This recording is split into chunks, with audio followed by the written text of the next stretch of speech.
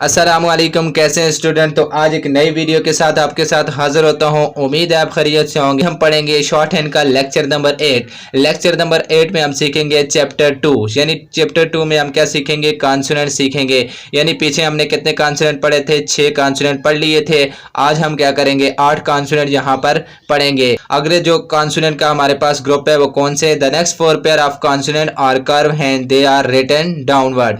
यानी अगले जो 4 जोड़े हैं मुड़ी हुई स्ट्रोक से, यानी कर्व स्ट्रोक हैं। इन स्ट्रोक को बोला जाता है कर्व डाउन स्ट्रोक भी बोला जाता है, और तमाम के तमाम ऊपर से नीचे की जानब लिखी जाएंगी। तो अब मैं क्या करता हूँ, उर्दू में इसकी डेफिनेशन लिखता हूँ। यहाँ पर मैंने क्या कर दिया, डेफिनेशन लिख दिया। देखें, अगले 4 जोड़े मुड़ी हुई स्ट्रोक्स हैं और तमाम के तमाम ऊपर से नीचे की जानब लिखे जाएंगे। जैसे हमने क्या कर लिए थे, 6 कॉन्सोनेंट पढ़ लिए थे। तो आगे हम आज क्या पढ़ेंगे, आज के लेक्चर में हम पढ़ेंगे 8 कॉन्सोनेंट। अब देखें, मैंने यहाँ पर स्ट्रोक्स लिख दिए। देखें, एफ हमारे पास क्या है, लाइट है, और वी क्या है, डार्क है। एथ क्या है, लाइट, और डी क्या है, डार्क। एस क्या है, लाइट, और जेड क्या है, डार्क। इश आपके पास क्या है, लाइट है, और जी आपके पास क्या है, डार्क है। बाद में क्या करूंगा, इनकी शॉर्ट फॉर्म लिखूंगा। जिस तरह देखें, पीछे हमने शॉर्ट फॉर्म पढ़ी थी, जिस तरह टी की एट पढ़ी थी, डी की डूक पढ़ी थी। अब यहाँ पर इनकी भी शॉर्ट फॉर्म है। अब देखें, एफ की कोई शॉर्ट फॉर्म नहीं है। देखें, बी की शॉर्ट फॉर्म क्या है, हैव। ये बी की स्ट्रोक डालेंगे तो क्या बन जाएगा, हैव बन जाएगा। फिर उसके बाद एथ की शॉर्ट फॉर्म होती है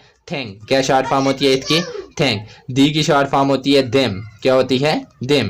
एस की कोई शॉर्ट फॉर्म नहीं होती है हमारे पास। और जेड की शॉर्ट फॉर्म होती है आपके पास वाज, यानी ये लिखेंगे तो क्या बन जाएगा, वाज। इसकी शॉर्ट फॉर्म होती है आपके पास शेल। क्या शॉर्ट फॉर्म होती है, शेल। जी की शॉर्ट फॉर्म होती है यूजुअल या यूजली। क्या होती है, यूजुअल या यूजली।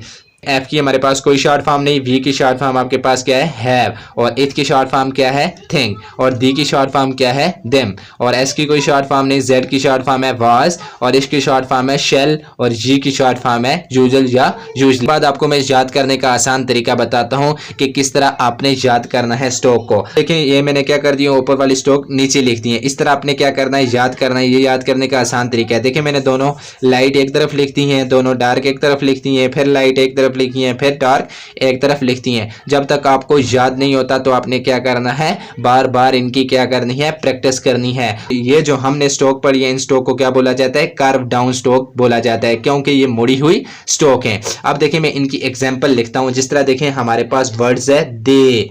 दे में हमें साउंड आती है, देखें, दी की साउंड आती है, और फिर किसकी साउंड आ रही है, ए की, दी और ए। फिर उसके बाद देखें, हमारे पास है वर्ड्स से में हमें साउंड आती है एस, और ए की साउंड आती है से। आगे समझ। फिर उसके बाद देखें, हमारे पास आता है फेड। फेड में हमें साउंड आती है ये एफ, फिर उसके बाद ए, और फिर डी, फेड। फिर उसके बाद देखें, हमारे पास आता है एसे। क्या आता है, एसे।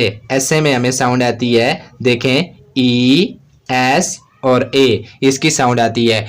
ये मैंने क्या कर दी है, आप क्या कर सकते हैं, बुक से भी एग्जांपल देख सकते हैं। जिस तरह दे, से, फेड, यानी और भी आपके पास बहुत सारी एग्जांपल हैं। आपने क्या कर लेनी है, प्रैक्टिस कर लेनी है। यहाँ तक हमने पढ़ लिया है। उम्मीद है आपको मेरी वीडियो अच्छी लगी होगी। अगर आपको मेरी वीडियो अच्छी लगी है तो मेरे चैनल को सब्सक्राइब कीजिए, लाइक कीजिए, बेल आइकन की घंटी को प्रेस करें, ताकि शॉर्ट हैंड के रिलेटेड आपको वीडियो मिलती रहे।